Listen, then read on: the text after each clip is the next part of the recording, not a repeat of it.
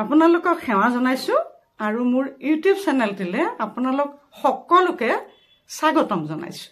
আজি মই অলপ বেলেগ পদ্ধতিৰে চিকেন বনাব ওলাইছো। তাৰ কাৰণে মই চিকেন কেইপিছমান লৈ লৈছো। কেনেকৈ বনাও চাই যাওকচোন বাৰু। মই গেছটো জ্বলাই ললো আৰু এটা কেৰাহী পাতি দিলো। কেৰাহীটো অলপ গৰম হ'বলৈ দিলো। কেৰাহী গৰম হোৱাৰ লগে লগে মই ইয়াত অলপমান তেল দি দিলো। সৰিয়হৰ তেল দিছো মই। তেলটো গৰম হোৱাৰ লগে লগে এয়া চাওক মঙহখিনি মই এয়া উকিয়াই লৈছো। ইয়াত কোনো নিমখ হালধি একো সনা নাই, কেৱল উকিয়াই লৈছো। এতিয়া ইয়াত লাহেকৈ দি মই ভাজিম। এতিয়া মাংসখিনি মই এবাৰ মাৰি দিম, এবাৰ লুটিয়াই দিম।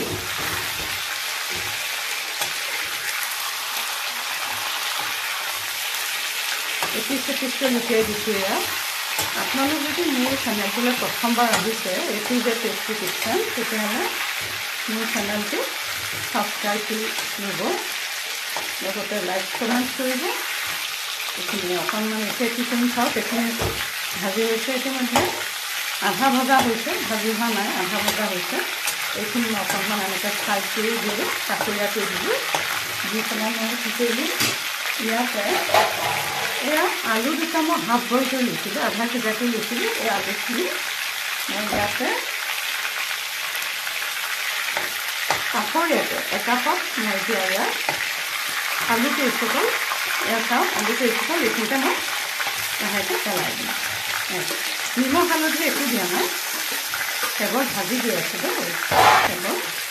এতিয়া এই আলুখিনি মই এনেদৰে ভাজি ল'ম, আকৌ অকণমান ঢাকি দিম।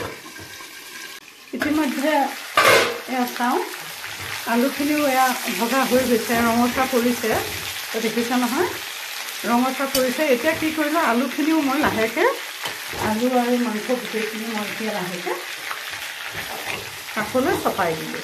চপাই দিয়াৰ লগে লগে তেলটো এইপিনে গুচি আহিল চাওক। আৰু মাংসৰ তেলটো ওলোৱাৰ কাৰণে তেল বহুত নিজে নিজে বহুত তেল হৈ গৈছে।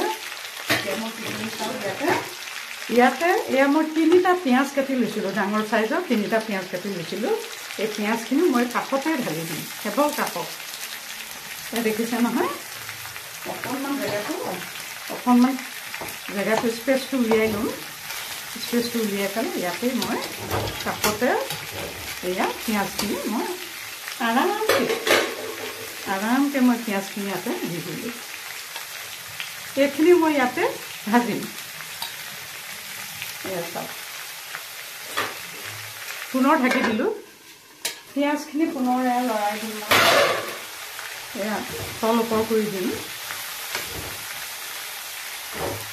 এইখিনি দেখিছে কি সুন্দৰকৈ তেলটো ওলাই গৈ আছে, আৰু গোটেইখিনি পিঁয়াজখিনিও এয়া চাওক তেলতে ডুব দিছে। এয়া এতিয়া মই পিঁয়াজখিনিতে অকণমান চেনি দি দিলোঁ, কালাৰটো ভাল হ'বৰ কাৰণে। আৰু ইয়াতে আঞ্জাৰ জোখাৰে এয়া নিমখ দিলোঁ, গোটেই মাংসখিনি হোৱাৰ জোখাৰে। চিলি পাউডাৰ অলপ দি দিলোঁ, অলপমান হালধি গুড়ি দিলোঁ। দি এতিয়া মই এইখিনি অকণমান লৰাই দিম। মিহলাই দিলোঁ। এতিয়াও মই কিন্তু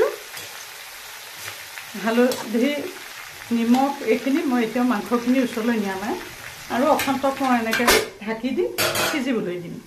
এই আঞ্জাখনৰ সোৱাদ অতি সুন্দৰ হয়, খাই চাবচোন, বহুত ধুনীয়া লাগে। কেনেকুৱা হৈছে ইতিমধ্যে চাওক, পিঁয়াজখিনিৰে সৈতে কালাৰটো কিমান সুন্দৰ হৈছে। এতিয়া ইয়াতে মই এয়া চাওক আদা, নহৰু আৰু এটা কেঁচা জলকীয়া পিচি থৈছিলোঁ, এইখিনি মই ইয়াতে ভাজি দিম। এতিয়া পিঁয়াজখিনি ওপৰতে দি দিলোঁ। এতিয়া যিহেতু এইখিনি মিশ্ৰণখিনি ইতিমধ্যে ভজা হৈ গৈছে, এতিয়া মই গোটেইখিনি মিহলাই দিম। চাওক এতিয়া সুন্দৰকৈ গোটেইখিনি মই মিহলাই দিম। এটা অতি সুন্দৰ ৰেচিপি হয়। এনেকৈ চিকেন বনালে খাব, আৰু এনেকৈ চিকেন বনালে খাব, আৰু বহুত টেষ্টি হয়। চাওক